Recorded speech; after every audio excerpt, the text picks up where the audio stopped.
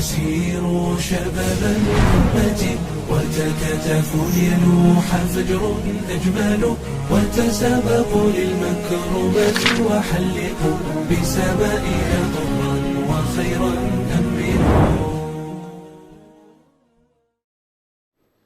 بسم الله الرحمن الرحيم، الحمد لله والصلاة والسلام على رسول الله. متابعينا مشاهدينا الأفاضل في كل مكان، السلام عليكم ورحمة الله وبركاته. نرحب بكم في حلقة جديدة من حلقات برنامج ساعة شباب. باسمكم وباسم البرنامج أرحب بصديقي ومن يصحبني في التقديم عبد الرحمن برهان. أهلا وسهلا عبد الرحمن. حياك الله أخوي عبد الرحمن، وحيا الله المشاهدين الكرام. معكم في برنامج ساعة شباب. هذا برنامج الذي يهتم بقضايا وآراء الشباب. أهلا وسهلا بك. نذكر مستمعينا ومشاهديننا أننا نستقبل استفساراتكم ومشاركاتكم عبر صفحتنا على الفيسبوك شبكة سلام الإعلامية. وإلى أول فقرات هذا البرنامج وجلسة سمر.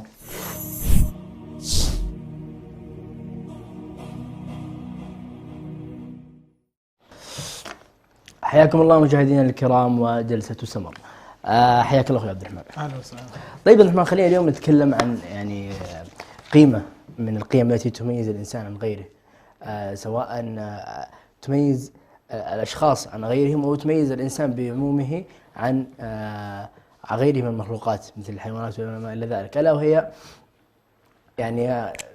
تنطلق من العقل وتندرج تحتها الثقافة العامة. يعني الثقافة هي خلينا قبل ما نبدأ نشرح في الموضوع، خليني أسألك عبد الرحمن، أنت إيش مفهومك عن الثقافة؟ يعني لو واحد قال لك هذا شخص مثقف أو عنده ثقافة عامة، إيش يجي في بالك؟ جميل. زي ما ذكرت يا عبد الرحمن، الثقافة تصور يدل على المجتمع اللي ناشئ منه الإنسان، يدل على خلفيته الثقافية، يدل على خلفيته المجتمعية بشكل عام. أتصور إذا كانت الثقافة تدل على المجتمع أنه لا يمكن لمجتمع جاهل أو مجتمع أمي أن يخرج رجلا مثقفا. فالمجتمع بشكل عام إذا كان مثقف وكان واعي يخرجك رجل واعي بطبيعة الحال، وإذا كان العكس فالعكس هو اللي بيخرج. لكن خلني أحصر لك إياها في كونها كما ذكرها أهل الأدب سلوك اجتماعي ومعيار جودة نابع من المجتمعات. وهذا تفصيلا لما ذكرناه، الثقافة تعتبر سلوك اجتماعي ومعيار جودة، يعني كيف تقيس جودة المجتمع بثقافة أهله أو بثقافة شعبه. نعم. جميل. يعني ذكرت أنه المجتمع له دور مهم نعم في تثقيف الشباب، ونجد ذلك يعني واضح جدا في مجتمعات العالم. نعم. تجد أنه في بعض المجتمعات التي تنتشر بالعلم وتتصف بالمعرفة، تجد أنه أصحابها أو شعبها شعب متعلم مثقف. حتى يقول لك مثلا والله الدولة الفلانية شعبها مثقف، والدولة الفلانية من الدول المتخلفة اللي شعبها غير متعلم، الدولة الفلانية من الشعوب الفقيرة. فبالتالي المجتمع كلما كان أكثر استقرارا بالطبع أثر ذلك على أفراده. ولكن يا عبد الرحمن، لا ننسى دور الفرد. لا يتعذر الشخص انه والله مجتمعي، مثلا بعض الناس يقول لك والله يا اخي مجتمعي سيء، ايش اسوي انا طلعت كذا. لا، هذا ليس عذرا. المنطلق الاول يقول لك هذا الشخص الذي اراد ان يغير العالم، ثم شاف ان العالم صعب فاراد ان يغير الدولة التي في باله او التي يعيش فيها، فشاف ان الموضوع صعب قال بأثر في مدينتي، ثم بدأ يصغر الدائرة حتى وصل إلى مجتمعه، ثم قال حتى المجتمع ما أقدر عليه فلعلي أن أغير نفسي، فانتهى بنفسه، حيث بأنه كان يجب أن يبدأ بنفسه. نعم. فبالتالي نفسك هي التي عليك، لا عليك من الناس ولا عليك من مجتمعك. أنت حاول أنك تطور بنفسك، وكل شخص بكافة الإمكانيات يستطيع أن يثقف نفسه بشتى الطرق والوسائل. طيب، وأيضا الثقافة مجهود فردي يعتمد على مفهوميات الإنسان ومعتقداته وأفكاره بشكل عام، ويعكس في هذا انطباع كل ما هو منتمي إليه. والثقافة ليست مجرد معلومات عامة أو معلومات تحفظ في الذهن وتكرر وتقال. الثقافة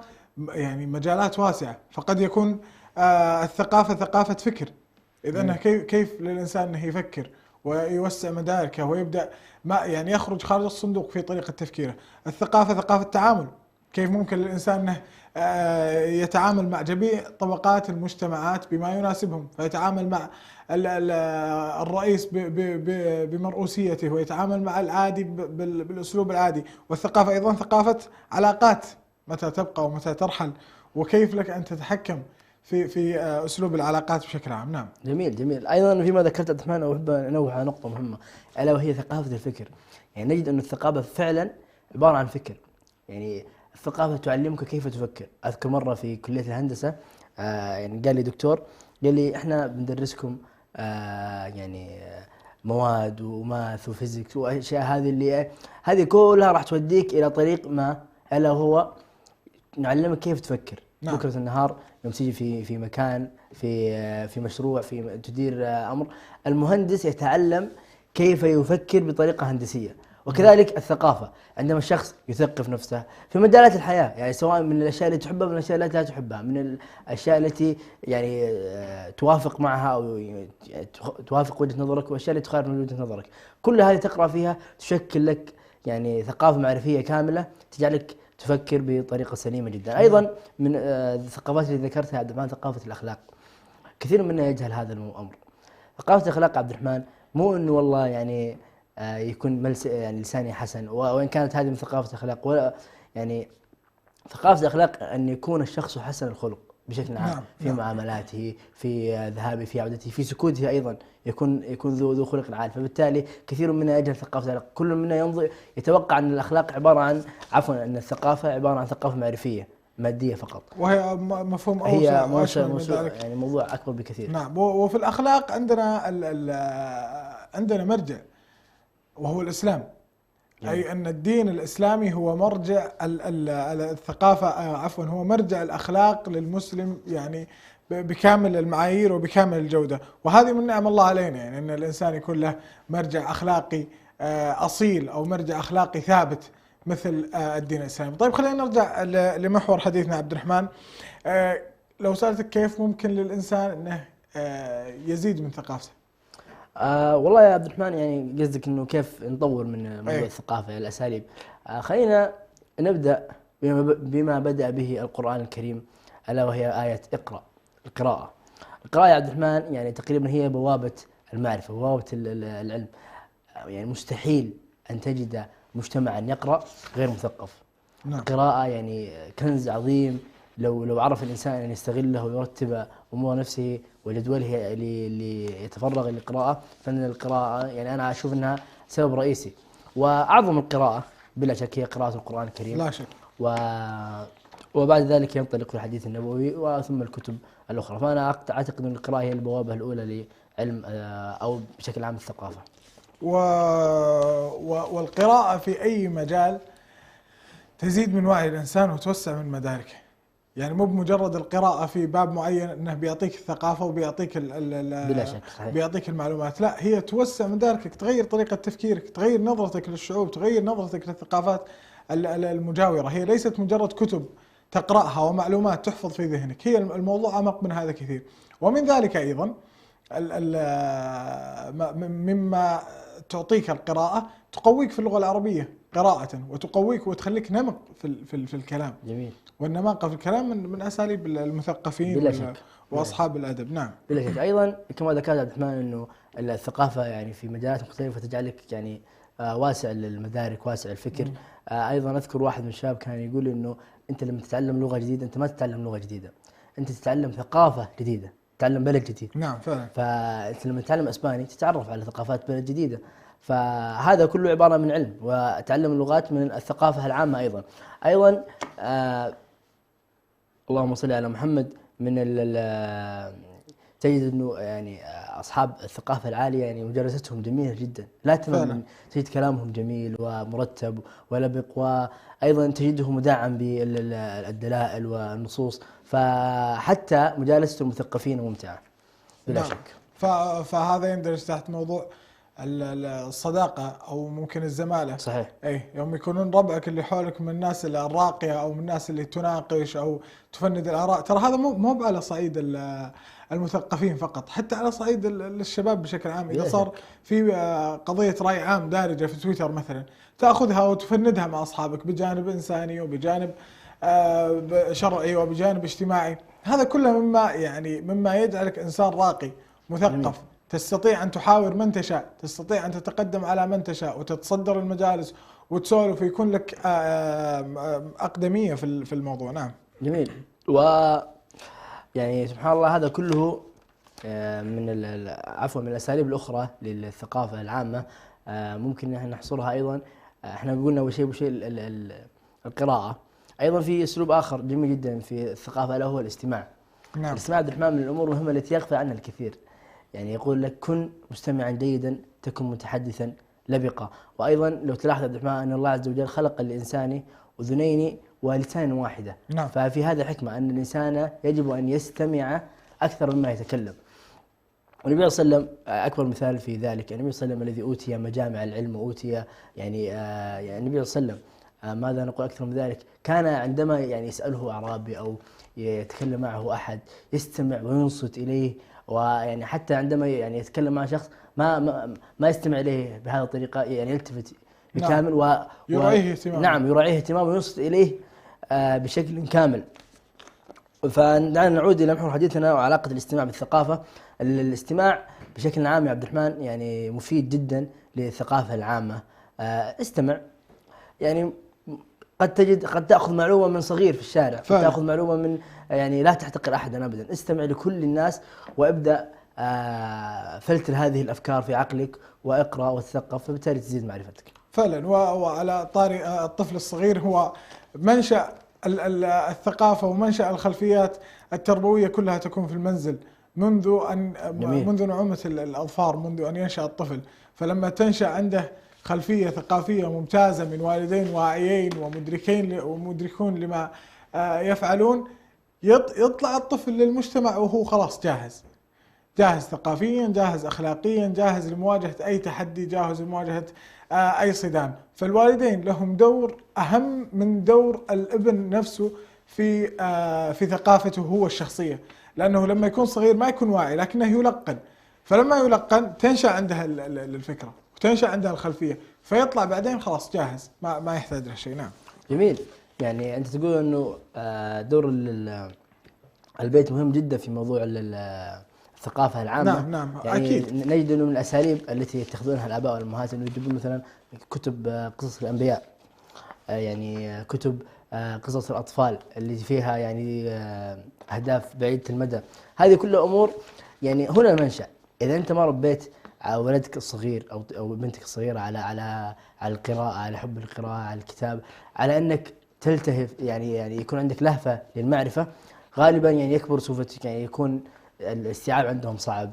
ولا شك أنه من أعظم الأمور التي يعني تساعد الأطفال أنهم يعني يكونون ثقافيا أفضل بكثير ألا هي حلقات تحفيظ القرآن الكريم. نعم. أو بشكل عام حفظ القرآن الكريم. القرآن الكريم سبحان الله له تأثير عجيب، هو بركة بلا شك، وأيضا يعني يساعد بشكل كبير في توسيع مدارك الإنسان وفهمه للأشياء. فهذه من الأمور المهمة التي ينبغي على الوالدين أن يعني يركزوا عليها. طيب لعلنا نكتفي بهذا إلى اليوم. فاصل قصير مستمعينا ونعود إليكم.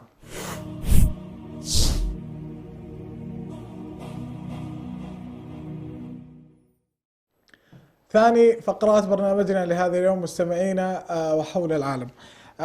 نخوض اليوم يا عبد الرحمن في دولة من دول التاريخ منذ قديم الأزل. وهي دولة صاحبة شأن عظيم في التاريخ الإسلامي والعربي عموما، لولا ما آلت إليه وما هي عليه الآن يا عبد الرحمن.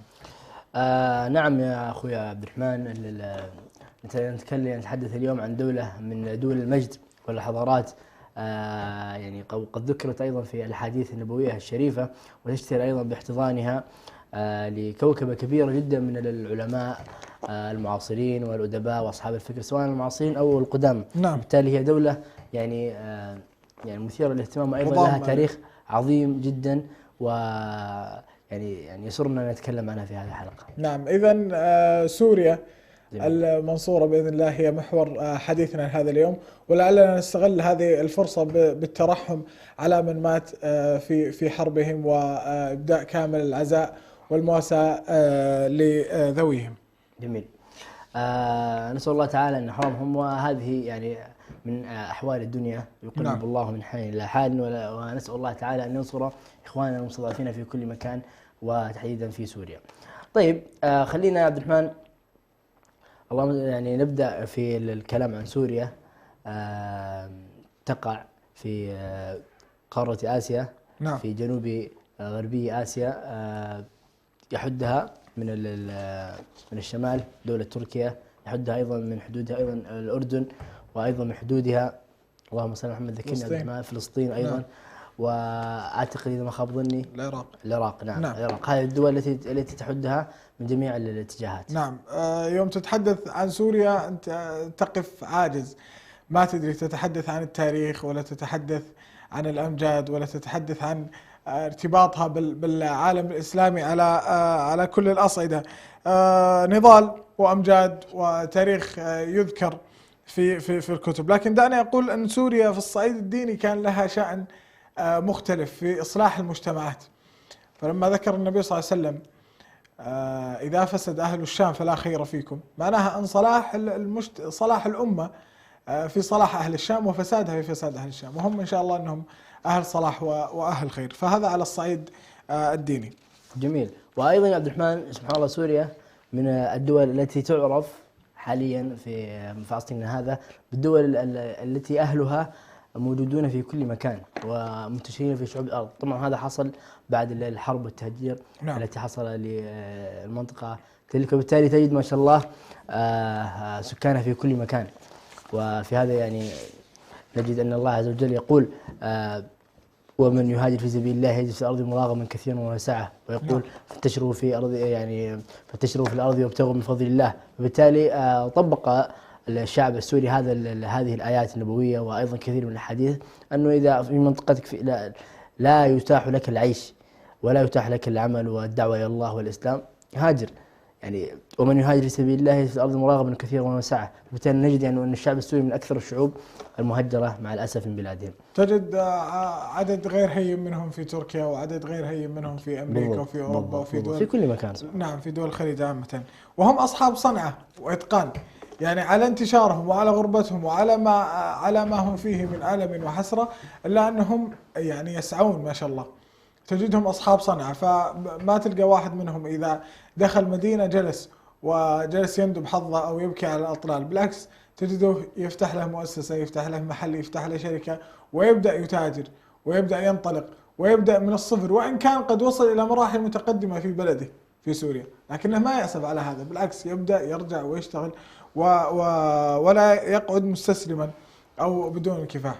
وهذا من عظيم الأخلاقيات. يعني لو ذكرنا يعني خلاص هذا الأمر، يعني شعب يبعث في النفس الحياة. نعم. يعني حقيقة أنه الشعب السوري من الأمثلة التي يحتذى بها في الصبر والنضال. نعم. أسأل الله تعالى أن ينصرهم. يبدأ دائما من الصفر وحدوده الآفاق. جميل. يعني بالضبط. طيب دعنا يعني نترك الأمور التي تحزننا ونتحدث بشكل علمي عن سوريا. سوريا يا عبد الرحمن عاصمتها دمشق. دمشق هي العاصمة، ولديها بعض المدن مثل حلب وحمص واللاذقية وحلب، يعني مدن سوريا المعروفة. عدد سكان سوريا يا عبد الرحمن قبل الحرب كان يقارب 23 مليون نسمة. طبعا نسأل الله تعالى أن يرحم من مات منهم، وأن يعني يدخلهم في سياح جناته، وأيضا أن يعني يعيد المهجرين إلى أوطانهم. أغلبهم عرب سنة، ومنهم عرب علويين، وفي منهم أيضا المسيحيين في سوريا. والدين الإسلامي هو الدين الغالب في الدولة، وينص الدستور على أن الدين الإسلامي هو الدين الأساسي، والفقه مرجع للتشريعات. جميل. أيضا عبد الرحمن لو خضنا في تفاصيل الثقافة السورية نجد أنها مليئة بالخيرات، وسواء خصوصا الخيرات الزراعية. فطبعا اشتهرت هذه المنطقة بشكل عام بالشعير بالقطن. أيضا هم من 10 دول الأوائل فيها عالميا، يعني في موضوع الشعير والقطن. وايضا بلا شك ولا ريب يعني كل من راح سوريا تقول له جيب لي معك زيتون، فبالتالي شجرة الزيتون من أهم الأمور التي اشتهرت بها تلك المنطقة. يعني سوريا وفلسطين هذه المناطق يعني ما شاء الله يعني الله أكرمها بشجر الزيتون. أيضا على صعيد الفواكه نجد المشمش، التفاح، الخوخ، أيضا العنب، كل هذه الفواكه تزرع في منطقة سوريا، فبالتالي هي أرض مباركة. وعلى صعيد الأكل عندهم الحمص يا عبد الرحمن، ما يحتاج. والكبة والشيش برك والأشياء هذه، وإن كانت يعني منتشرة بكثرة قد لا يعرف دائما الناس. يعني إذا صار في أكلة عالمية خلاص تنتشر للذتها ما تنتشر لأصلها. صحيح. كذلك الحمص والكبة منتشرة جدا في المدن أو في الدول العربية عموما، وهي صراحة لذيذة. وعندهم من المعالم الأثرية أيضا منها الجامع الأموي بدمشق، جميل، وهو جامع شهير وقديم.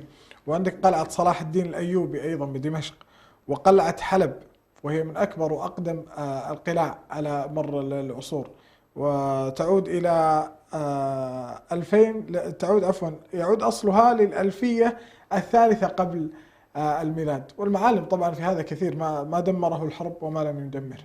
جميل جميل جدا. أيضا لو نتكلم على صعيد آخر ألا وهو صعيد الثقافي، فنجد أن هناك مكتبات كبيرة وعظيمة يعني أخرج لنا علماء يعني جهابذ في التاريخ. عندك العالم الكبير عز الدين القسام، المناضل والقائد الكبير يوسف عظمة الذي واجه الجيش الفرنسي والسياسي. أيضا نجد أنه القائد الكبير عطاء الأيوبي. هؤلاء أسماء كبيرة يعني كان مسقط رأسهم في هذه المنطقة ألا وهي سوريا. بالتالي نجد أنها يعني ما شاء الله دولة يعني تمتلك من الثقافات، من العلماء، من الدعاة، من التأثير على الدين، من خدمة الدين الإسلامي الشيء الكثير.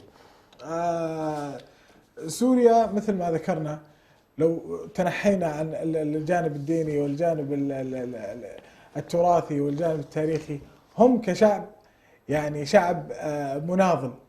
والنضال صفة مهمة من صفات الشعوب اللي تجعلها تستمر، تجعل فيها البقاء أكثر، تجعلها يعني تعطيها عمر أطول. إذا كان الشعب غير مناضل تجده من أول مقاومة أو من أول حرب أو من أول مشكلة يسقط وخلاص تنتهي حقبة هذه الدولة وتنتهي هذه المدينة أو ينتهي الشعب بأكمله. لكن سوريا الشعب السوري مما فيهم من نضال على ما دمروا وعلى ما كسرت بيوتهم وخربت مدنهم وهذا كله، إلا أنهم منتشرون في الأرض ومناضلون ومحافظون على ثقافتهم. ما تجد سوري منسل من الثقافة السورية، بالعكس حتى لو طول، حتى لو وإن تطبع بطباع المدينة الدولة اللي هو فيها، إلا أن فيه الأصل السوري اللي ما يتخلى عنه. أخلاق عربية أصيلة، المظهر الخارجي، اللهجة، لهجتهم العربية ما تكادها تختلط بلهجة ثانية. صحيح. يعني تعرف السوري من كلامه ما فيها يعني واحد ولا اثنين. نعم صحيح صحيح. فنضالهم شيء يميزهم كثيرا جدا جدا. وأيضا كما ذكرت نقطة مهمة عبد الرحمن، أنه نضال الشعوب واعتزازها بثقافتها هذا من أهم الأمور التي يعني يستمر ويأخذ بالدولة يعني ويتقدم بها الشيء الكثير. يعني نحن نجد هذا أيضا في لو تطرقنا قليلا لهذا الموضوع نجد أنه موجود في الدولة العثمانية، تجد في الشعب العثماني، تجد يعني في كل الشعوب، تجد سبحان الله الدولة التي يعتز أبناؤها بها هي دولة ناجحة ومتقدمة، وإن مر بها بعض الفترات السيئة إلا أنه تجد أن مكانها ثابت لا يتزعزع ولا يتزحزح. وهذا الشيء يعني ملاحظ أيضا في الشعب السوري.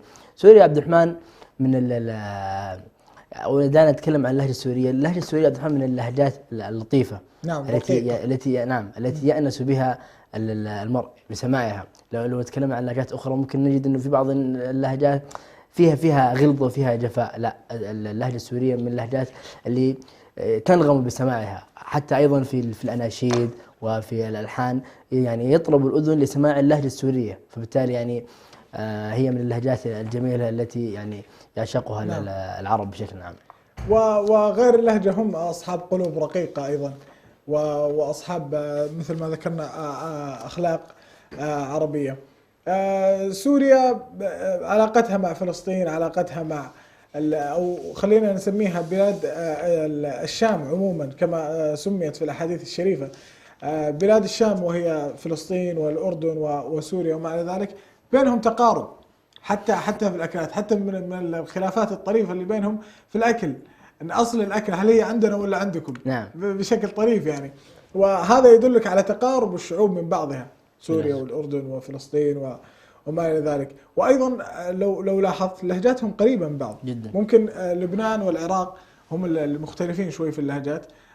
لبنان فيهم رقة أكثر، العراق فيهم نمط أقرب للخليجي، لكن السوري والأردني والفلسطيني فيهم تقارب كبير فيما بينهم. أيضا تاريخيا عبد الرحمن لو تحدثنا، يوجد كان لقوافل قريش رحلتان في السنة، رحلة إلى الشام نعم. ورحلة إلى اليمن، سميت برحلة الشتاء والصيف. نعم. في سورة قريش لإلاف قريش إلافهم رحلة الشتاء والصيف. فبالتالي هي أرض مباركة حتى منذ قديم الأزمان، كان العرب يقصدونها للتجارة والمقصود هنا بلاد الشام عمومة وسوريا في قلب بلاد الشام، حتى أنه بعض الناس يعني لا يقول دمشق إنما يقول الشام، يعني منتشر نعم. انتشرت عندهم. نعم في سوريا إنه يقول أنا من الشام يقصد دمشق. فبالتالي يعني نقدر نقول إنها يعني قلب الشام هي دولة سوريا. نعم. بالتالي يعني محببة للتجار والموردين. نعم. دمشق أيضا كانت تسمى قديما مدينة الياسمين لكثرة زراعة الياسمين فيها، وقبلها كانت تسمى جلق. وقد ذكر هذا حسان بن ثابت في إحدى قصائده، يقول لله در عصابة نادمتهم يوما بجلق في الزمان الأول. بالحديث عن الشعر لابد أن نذكر من أهم شخصيات الشعر الحديث أو المعاصر شعر الشاعر العظيم السوري نزار قباني، وهو شاعر نعم وهو شاعر غزلي من الطراز الرفيع، ولعله تغزل بسوريا وبدمشق وبجمالها الشيء الكثير، فقال: هذه دمشق وهذه الكأس والراح، إني أحب وبعض الحب ذباح، أنا الدمشقي لو شرحتم جسدي لسال منه عناقيد وتفاح، مآذن الشام تبكي وهي جامدة، مآذن الشام تبكي إذ تعانقني، وللمآذن كالأشجار أرواح، للياسمين حقول في منازلنا، وقطة البيت تغفو حين ترتاح، طاحونة البن جزء من طفولتنا، فكيف أنسى وعطر الهيل فواح، هنا جذوري هنا قلبي هنا لغتي، فكيف أوضح هل للعشق إيضاح. نختم هذه الفقرة مشاهدينا في كل مكان، فاصل قصير ونعود إليكم. يلوح فجر أجمل وتسابقوا للمكرمة، وحلقوا بسمائنا طرا وخيرا أمنوا.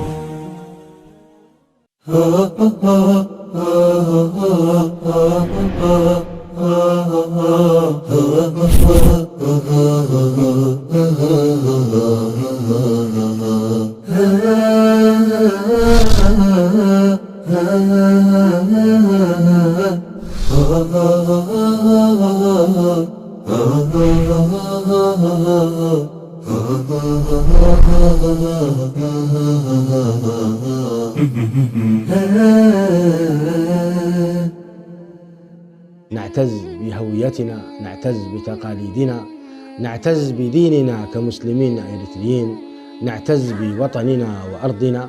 تأتي إحداهن من السفر، إذا لم تبكي في عندها تعتبر مصيبة من المصائب، لذلك تبكي وتهيج النساء ويبكين. حتى لو كان الجواز في جيوبهم، هو في جيبهم ولكن ليس في قلبهم. إذا ثبت أنه والله يؤذي عباد الله، وبل ربما يصل بسحره إلى أن يقتل، فهذا ما في خلاف أن إذا سحره الذي فعله قتل إنسان فإنه يقتل. لكنه لو قال أنه هذا للذكور من أبناء من ذريتي دون الإناث مثلا، هذا قال العلماء هذا وقف جائر ولا يجوز ويحرم هذا الوقف. الشعب الإريتري الآن كثير من الشباب يهرب من بلده، أين الاعتزاز بالوطنية الإريترية؟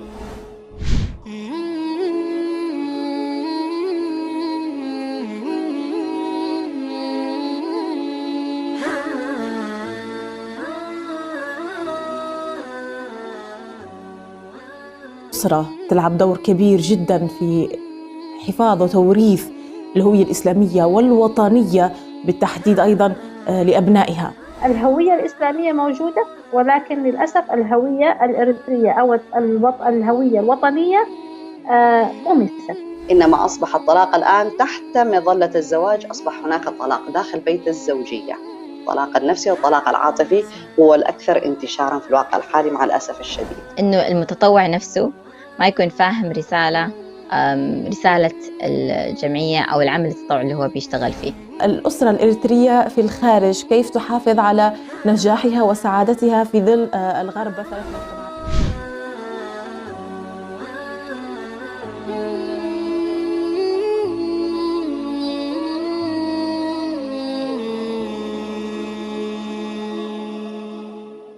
أبدأ بسم الله الرحمن وبالرحيم دائم الإحسان، فالحمد لله القديم الأول والآخر الباقي بلا تحول.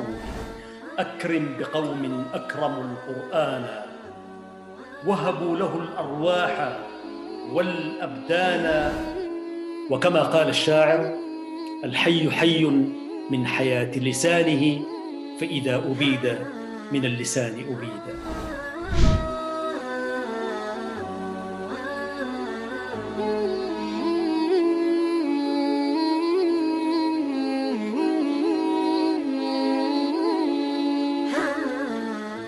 اعلم كما ورد في الأثر بأن الله عز وجل يعطي هذه الدنيا لمن يحب ومن لا يحب، ويعطي الآخرة لمن يحب. وقلنا أن حروف الإخفاء 15 حرفا مجموعة في قول الناظم: صف ذا ثنا كم جاد شخص قد سما، دم طيبا زد في تقى ضع ظالما. بسم الله الرحمن الرحيم. قل أوحي إلي أنه استمع نفر من الجن فقالوا إنا سمعنا قرآنا عجبا. هو الأول والآخر والظاهر والباطن وهو بكل شيء عليم.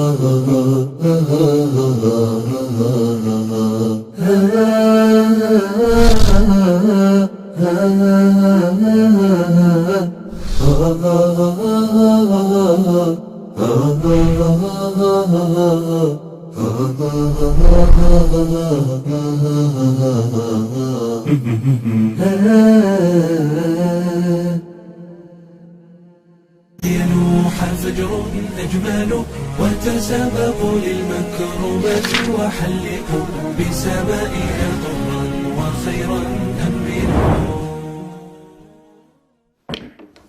مشاهدينا الكرام في كل مكان، حياكم الله من جديد بعد هذا الفاصل، ونجدد الترحيب بزميلي عبد الرحمن. حياك الله عبد الرحمن. اهلا وسهلا عبد الرحمن. الله يبارك فيك. الى اخر فقراتنا في هذه الحلقه وسبورت.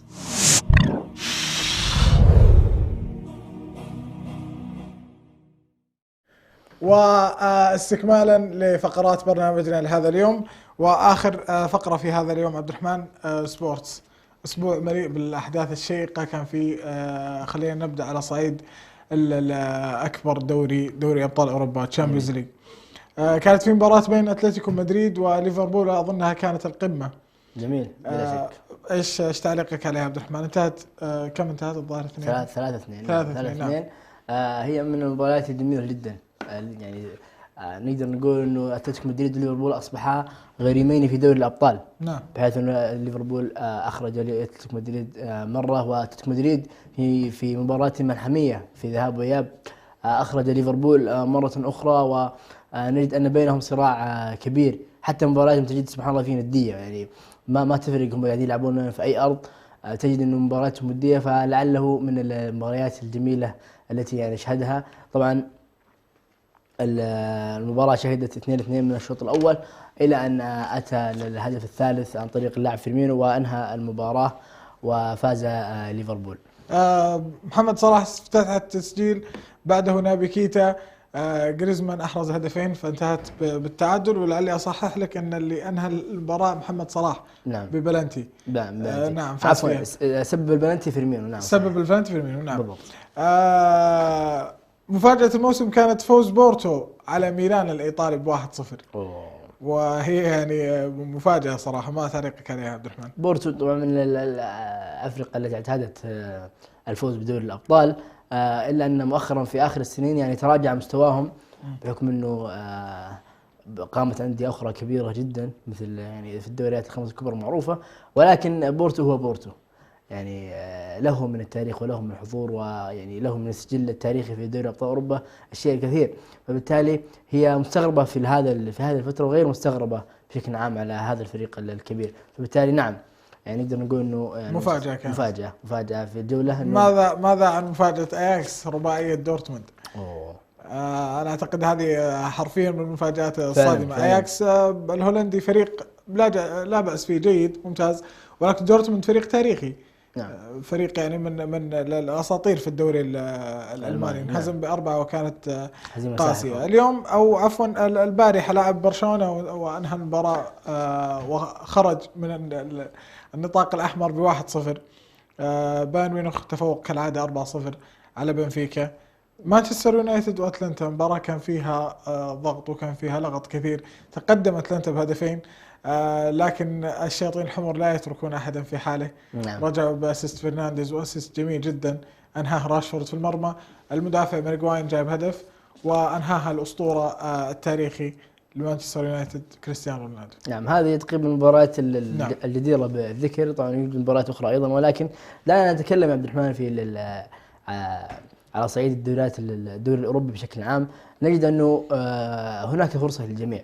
نعم. يعني لا تجد انه في فريق مستحوذ، يعني سواء الفرق الكبرى مثل ريال مدريد، مانشستر سيتي، عندك ايضا باريس سان جيرمان، هذه الافرقه يعني معروفه اصلا، يعني وخصوصا الفتره الحاليه مستواها عالي جدا.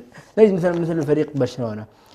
انا اعتقد انه لا يوجد فريق في الدوريات الاوروبيه او في الدوري الاوروبي لا يهاب برشلونه.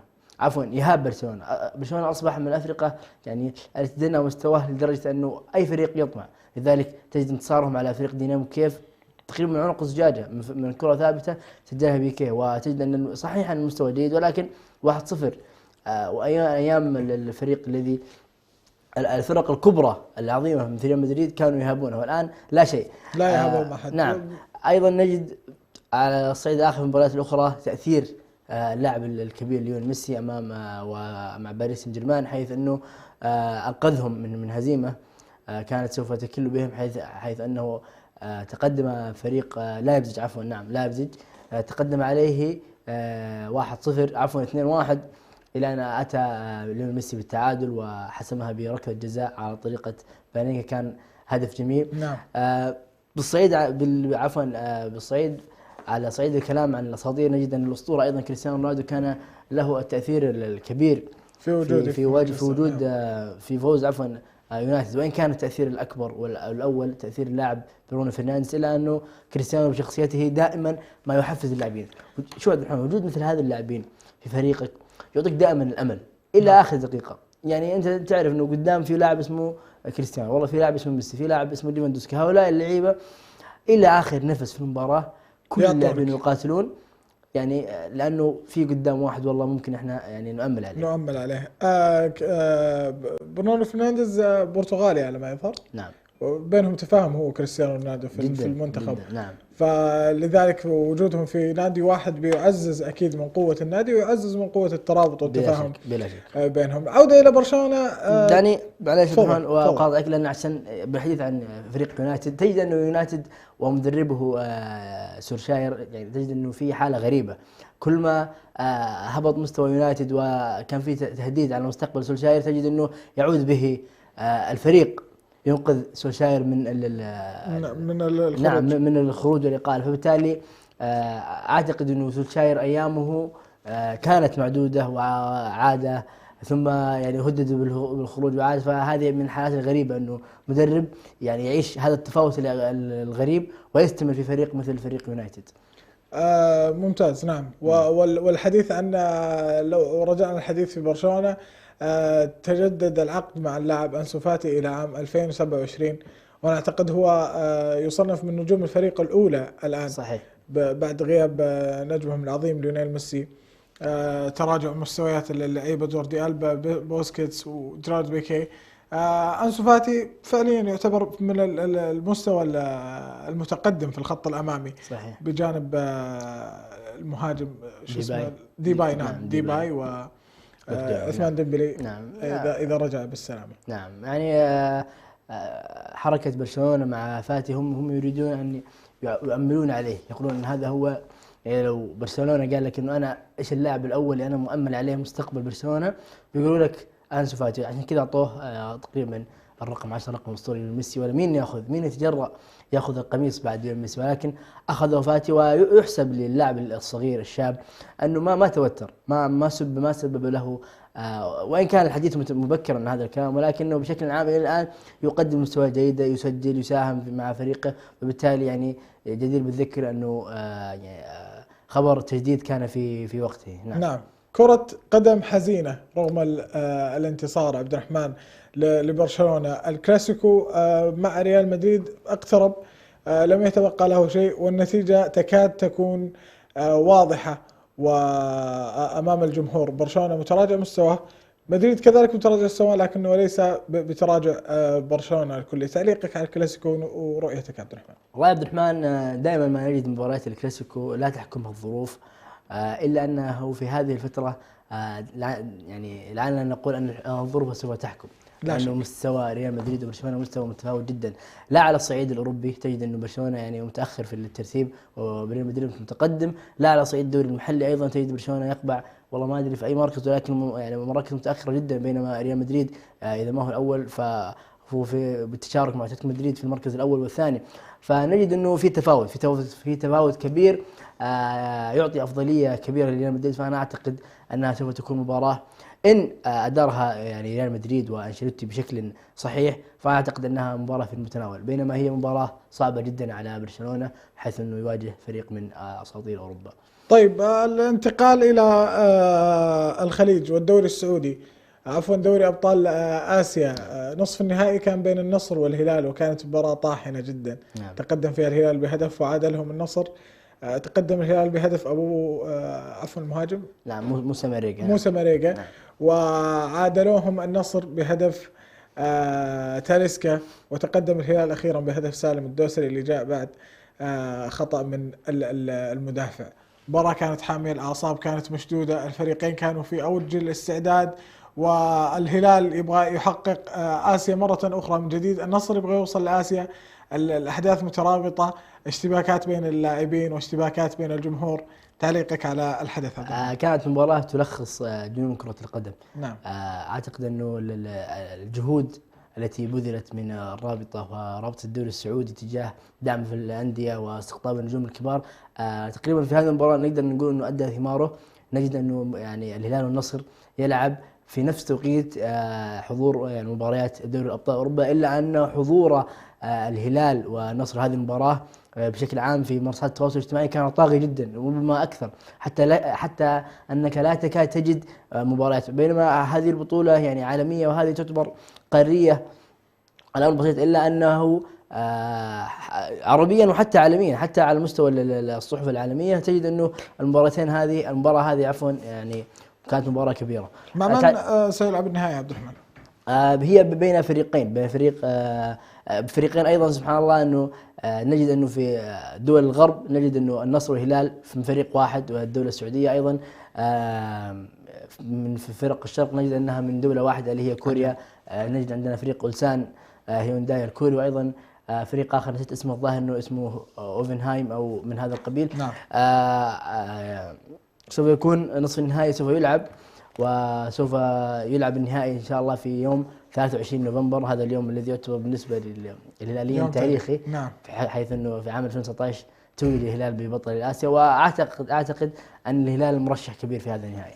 طيب علي البليهي غرس علم الهلال في قلب ملعب النصر في حركة اعتبرتها اتحاد كرة القدم السعودي غير أخلاقية ومنعته من حضور النهائي. نعم. واعتذر بتغريدة في تويتر على عدم حضوره، ما اعتذر. نعم. على الحركة. نعم. هل هي غير أخلاقية كرويا عبد الرحمن أم أنها نوع من أنواع التحديات والاستفزاز المسموح به؟ يعني هي لعلها يعني بعد ما تبرد الأعصاب نجد أن الكابتن علي بالله بالغ قليلا في الحركه، وان كانت في لحظتها الاعصاب مشدوده.